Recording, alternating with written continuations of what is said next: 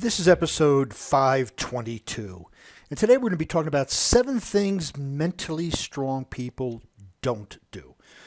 There's been a lot of talk about and articles about what mentally strong people do, which is great, but we also want to contrast that a little bit with what they don't do. So you can use this as a checklist to make sure that you are doing perhaps the opposite.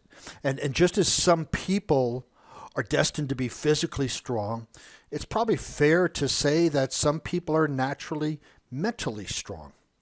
However, even if you're not one of those who were born with this mental strength, you certainly can learn much about being mentally stronger than what you've been demonstrating.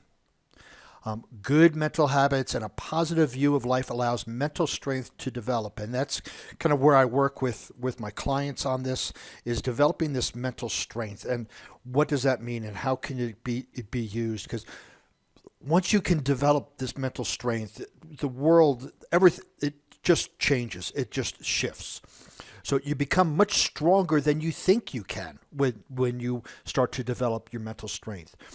And there are some things that mentally strong people just don't do. They don't tolerate. A while ago on a podcast, I talked about Tony Robbins saying you get what you tolerate. Well, mentally strong people just don't tolerate these things. So we're going to go over these. So the first one is engaging in negative self-talk. Negative self-talk is where your undoing begins. It really drains your spirit and your confidence. But here's the thing we have to keep in mind. There's a book called Power versus Force by Hawkins. And he talks about just not negative thinking or talking, but negative objects. But we'll stay with negative talk here.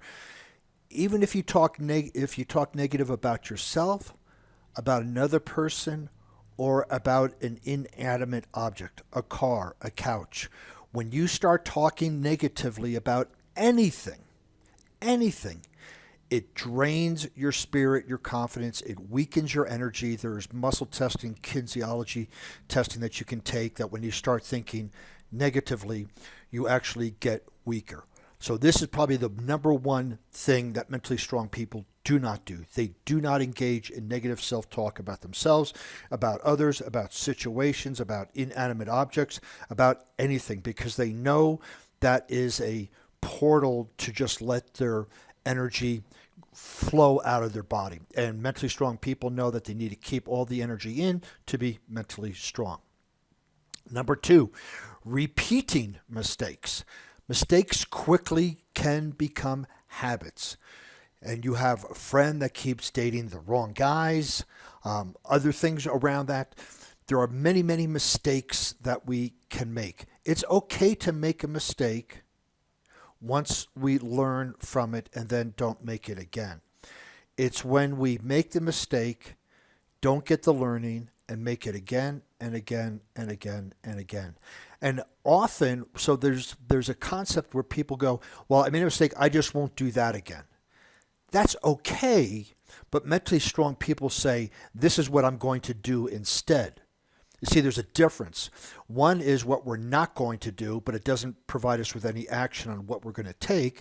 The other, the mental strength approach is, this is what I'm going to do instead. So there's an action oriented with it. I can't tell you how many clients come to me with mistakes, whether it's, I'm never going to work for that company again. I'm never going to do this again. I'm never going to do that. And all that is what they're not going to do.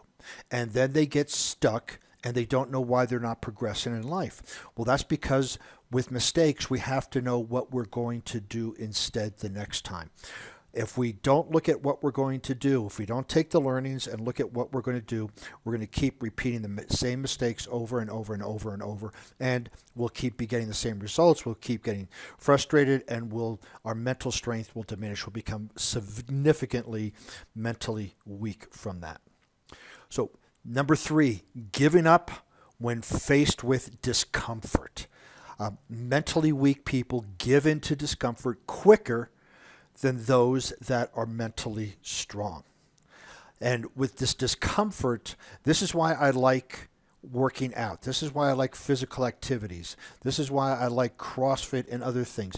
Because when you can use your physical activity because there's discomfort, right? There's a discomfort with having a difficult conversation with a significant other, a boss, or a subordinate.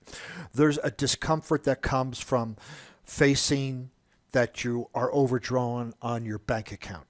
There's a discomfort that comes with a lot of things that aren't physical.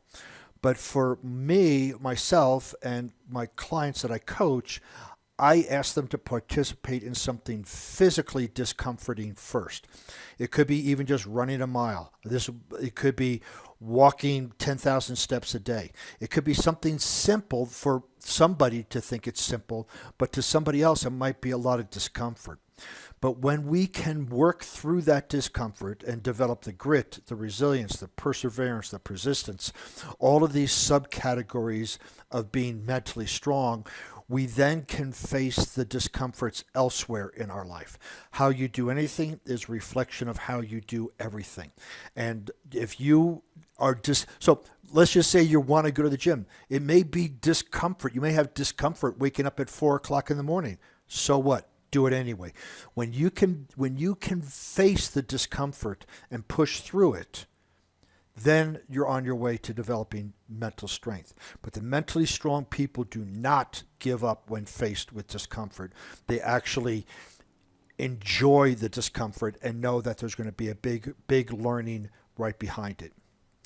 So number 4 is focusing on anything outside of their control. We're talking about their, meaning mentally strong people.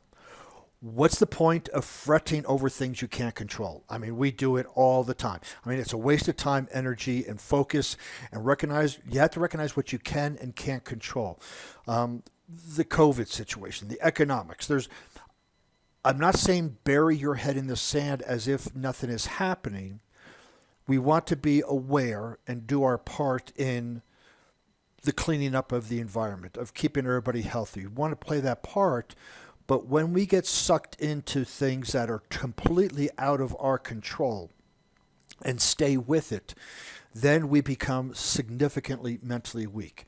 Athletes, sometimes they'll focus on the weather, they'll focus on the referees, they'll focus on the turf conditions. All this stuff is out of their control, and they get themselves into a tailspin, and then they play horribly, and they start blaming all these things, when in reality it was their mind. They were focusing on things they can't control.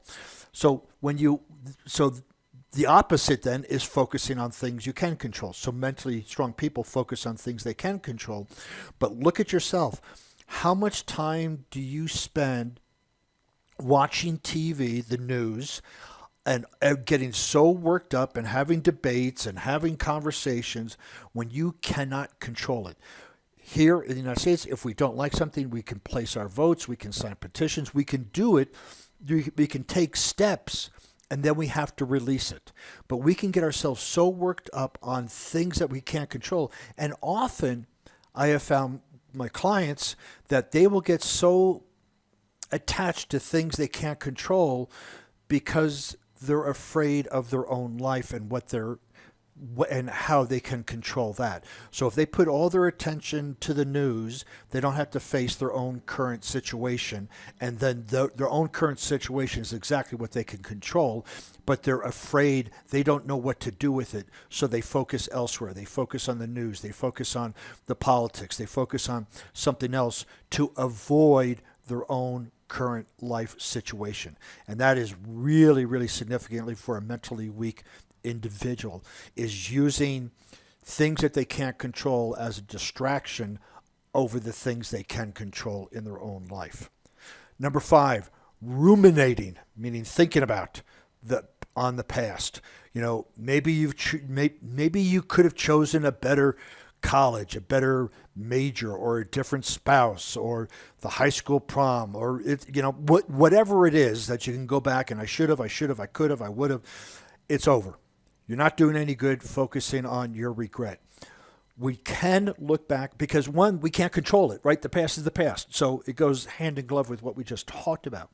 But when you start going into the past and being stuck there and not bringing a learning with you, then that's where you are. You're in the past. You cannot create a future. You cannot enjoy now because you're thinking on the past. There are times when going back to the past, getting some notes, understanding what has happened, how to move forward, get the learnings from it, is okay.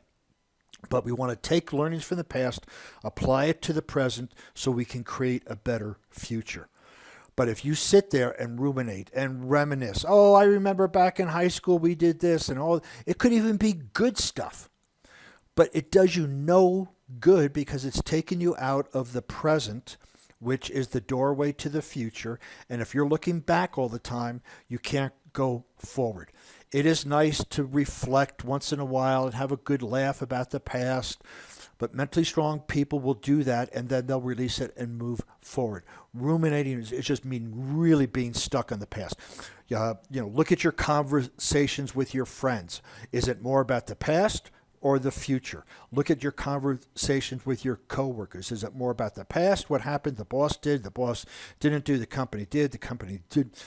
Is it all focused on the past? Because when you focus on the past, you can't create your future. So mentally strong people do not ruminate on the past. Avoiding the truth. Mentally strong people do not avoid the truth. Mentally strong people can handle the truth and they seek the truth. Mentally weak people avoid the truth. Instead, they seek comfort. You can't improve yourself or make good decisions without having a good understanding of the truth. Now, we can debate this word truth versus fact because truth, in a sense, is a person's opinion. Fact is fact. It could be 70 degrees outside. One person may say it's cold. Another person can say it's hot. Both are their truth and both are accurate for those individuals. But the fact is it's 70 degrees. But we even if a person is giving us feedback, if we're mentally strong and a person's giving us feedback and they may not be the authority on what they're giving us feedback on, a mentally strong person will still take it into consideration instead of discounting it. They know there's something there. They know it. So they want to hear these things. They want to understand how to get better. And they deliver the truth, right? They deliver that uncomfortable conversation. They will share that. They won't hide from it. Where a mentally weak person will avoid the truth, both giving and receiving. And what that does is it shuts them off from growth. It shuts off the other individuals in their life from growth. And again, we can deliver the truth in a fashion that is open and receptive as opposed to, the bitter truth, right? Or the hard truth. These things don't have to go together. I mean, it can be a kind truth. It can be a compassionate truth. It doesn't have to be the hard truth, because most of the time, those are somebody's opinion telling you that you're a jerk or that you suck at what you're doing. That's the hard truth. No, that's their opinion. There could be a truth to it. So we want to make sure that we don't have to be jerks when we deliver the truth. We don't have to be. We don't have to put up our guard when people are delivering the truth to us as well. We just need to understand that with everything that's shared with us, there is a degree of truth and there's a degree of growth that can come with it. Lastly, avoiding responsibility. Mentally strong people do not avoid responsibility. Mentally strong people want to take their responsibility for the results in their life, every single result. If you're responsible, you can make it better. If it's someone else's fault, you're just a victim and less likely to take productive actions. So we look at a result and we can blame somebody else, but as soon as we blame somebody else, whether it's a boss, another driver, somebody else, we give them the power over our life and then we are helpless, we're a victim to change the result. If we take responsibility, if we own our results, even if we weren't directly the 100% for creating it, but if we own it, we can change it. If we don't own it, we then are the victim to whatever created that result. This is huge in business and in relationships.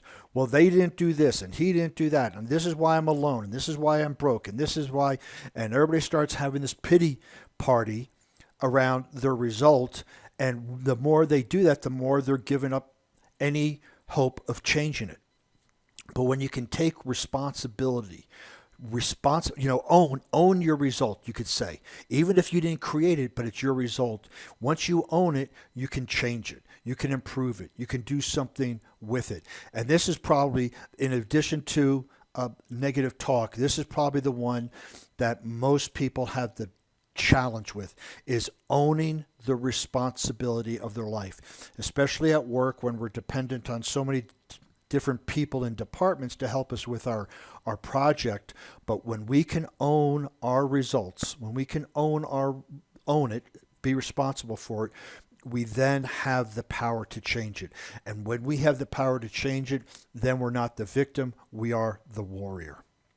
So a lack of mental strength is a significant obstacle to overcome if you want to be highly successful. I will tell you that working with clients, helping them develop mental strength, there has been so many success stories, being promotions, getting bonuses. Once the person is mentally strong and they stop doing the things that we've just gone over, they are highly visible in a relationship and in a business environment, and good things start to happen. Mental strength can be developed. You can read some books on it. I have a Udemy course on develop the mental strength of a warrior. All of those things are great, but you got to put it to action. Mental strength is very similar to learning how to swim or learning martial arts. You can read all about it, but until you go out and actually apply it, you really don't know anything. All you have is knowledge. You don't have wisdom. So listening to the podcast, reading my blogs, all those things are great. The way you really develop that mental strength is by working with somebody, working with me as a coach, working with somebody else as a coach, taking action, stepping out of your comfort zone. This is how it gets developed. And it's also just as important not to do any things that we've talked about that undermine your mental strength. And if you've been in a habit, if any of these resonated with you, they probably did because you've been doing them over and over again. And this is why a coach is important, to hear the reasons why things aren't being accomplished and call you out on doing these things that mental strong people don't. Again, you can look for me as a coach or look for somebody else to help you. But take responsibility for your life. Avoid repeating your mistakes. Avoid negative self-talk like the plague. You can grow your mental strength just as you can grow your physical strength. One day at a time, one rep at a time, one thought at a time, one action at a time. If you'd like to find out more about mental strength and warrior mind coaching, please visit warriormindcoach.com. And actually, you can scroll to the bottom of the page and ask for your introductory consultation. And we can talk more about how to develop mental strength and what's the benefits of it for your life. In addition, you can please follow me on LinkedIn, Facebook, Instagram, Pinterest, under Warrior Mind Coach.